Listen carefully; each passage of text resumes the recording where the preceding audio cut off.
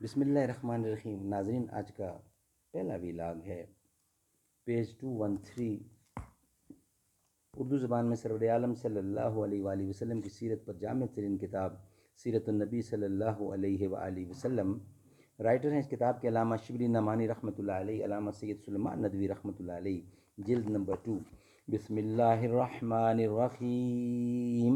الحمد للہ رب العالمین والصلاة والسلام علی رسولہ محمد وعلی آلہ واصحابہ اجمعین۔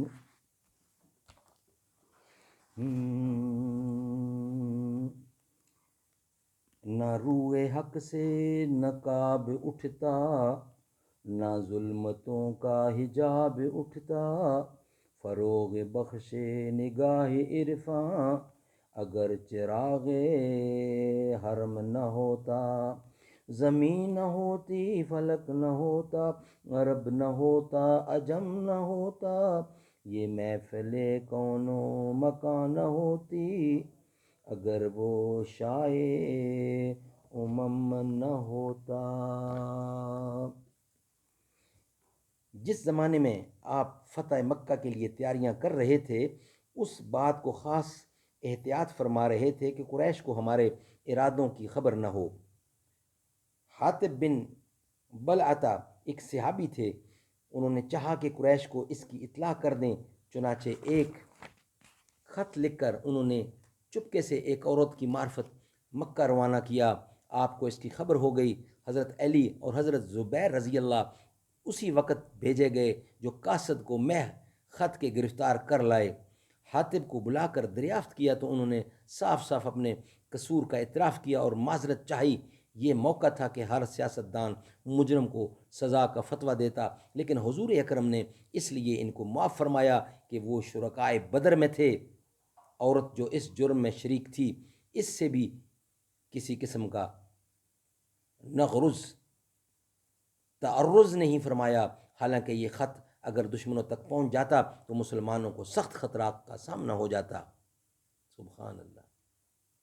فرات بن حیات ایک شخص تھا جو ابو سفیان کی طرف سے مسلمانوں کی جاسوسی پر مامور تھا۔ حضور اکرم کی ہجوم میں اشعار کہا کرتا تھا، یعنی حضور اکرم صلی اللہ علیہ وسلم کی حمد میں، تعریف میں شعر و شاعری کیا کرتا تھا۔ ایک دفعہ وہ پکڑا گیا، حضور اکرم نے اس کے قتل کا حکم دیا، لوگ اس کو پکڑ کر لے چلے۔ جب انصار کے ایک محلہ میں پہنچا تو بولا کہ میں مسلمان ہوں۔ ایک انصاری نے آ کر اطلاع دی کہ وہ کہتا ہے کہ میں مسلمان ہوں۔ آپ نے فرمایا کہ تم میں کچھ لوگ ایسے بھی ہیں جن کے ایمان کا حال ہم انہی پر چھوڑتے ہیں، ان میں سے ایک فرات بن حیان ہے۔ مورخین نے لکھا ہے کہ وہ بعد کو صدقے دل سے مسلمان ہو گئے، اور حضور اکرم صلی اللہ علیہ وسلم نے ان کو یمامہ میں ایک زمین عنایت فرمائی جس کی آمدنی 4200 تھی۔ سبحان اللہ، سبحان اللہ۔ دشمن کیا سوچتا ہے، نبی کریم ان کے بارے میں کیا سوچتا ہے؟ انشاءاللہ ویلاگ نمبر 2 کی صورت میں آپ سے ملاقات ہوگی۔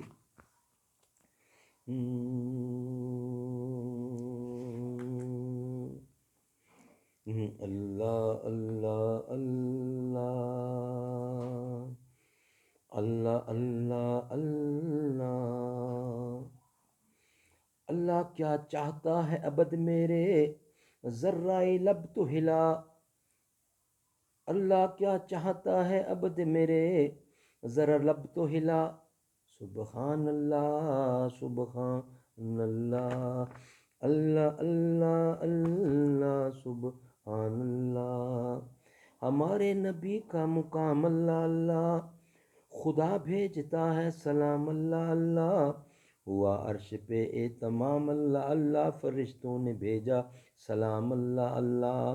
جب عرش بری پر گئے تھے، جب عرش بری پر گئے تھے محمد، خدا سے ہوئے ام کلام اللہ اللہ، پکاریں گے محشر میں آقا ہمارے، کہاں ہیں ہمارے غلام اللہ اللہ اللہ اللہ اللہ اللہ اللہ اللہ سبحان اللہ۔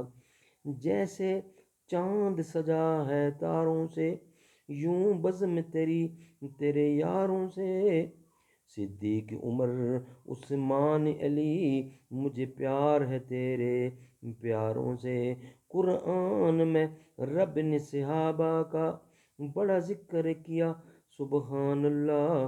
جو حوض کوثر پر آقا تقسیم کریں گے خود ساگر، ساتھ ان کے ساتھی بھی ہوں گے صدیق عمر عثمان حیدر، فرمائیں گے آقا بھی شاید تو نعت سنا، سبحان اللہ، سبحان اللہ۔